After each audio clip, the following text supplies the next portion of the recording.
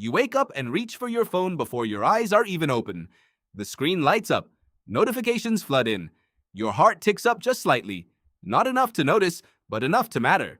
You assume that reaction is about technology, about modern life, about dopamine and apps designed by engineers in Silicon Valley. But the real answer is far stranger. Your brain isn't reacting to a phone, it's reacting to the savannah. It's scanning for threats, ranking social status, and checking whether the group still accepts you, exactly as it did 200,000 years ago. It just has no idea what century it's in. This is not a metaphor. This is neuroscience. The human brain you carry right now is nearly identical to the brain your ancestors used to survive in small hunter-gatherer bands across the African plains. Evolutionary psychologist David Buss at the University of Texas calls this the mismatch problem. The environments we evolved for and the environments we now inhabit are radically different, but the hardware hasn't updated. Sit with that thought for a moment. Evolution is slow, painfully slow. A meaningful genetic change in a population takes thousands of generations. Agriculture only arrived 10,000 years ago. Cities only a few thousand years after that. The internet, a single human heartbeat on the timeline of your species. Your brain hasn't caught up. It never had the chance. Neuroscientist Joseph Ledoux spent decades mapping the brain's fear circuitry. What he found was this: the amygdala. That small almond-shaped structure deep in your brain processes threats before your conscious mind even registers them.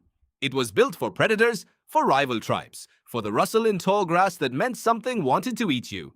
Today, that same exact system fires when your boss sends a short email, when someone doesn't text back, when a stranger looks at you too long on the train.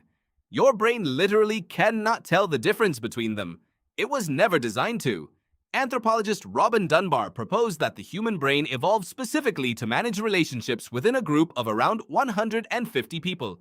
That number, now known as Dunbar's number, reflects the cognitive upper limit your ancestors needed to track who was trustworthy, who was dangerous, who owed whom a favor. You now carry a device that exposes you to thousands of strangers every single day. Your brain tries to process each one. It was not built for that volume. The anxiety you feel scrolling isn't weakness. It's an ancient system running a program it was never designed to handle. And yet none of this is random. Every quirk your brain has, the hypervigilance, the craving for sugar and fat, the obsession with social approval, the deep discomfort of being alone, made perfect sense 200,000 years ago. Being rejected by your group meant death. Being hungry meant you might not survive winter. Ignoring a noise in the dark was a gamble you could only lose once. Psychologist Martin Seligman's research into learned helplessness revealed something striking. When organisms lose control over their environment, they don't adapt. They shut down. They were wired for a world where effort reliably led to outcome. Modern life breaks that loop constantly.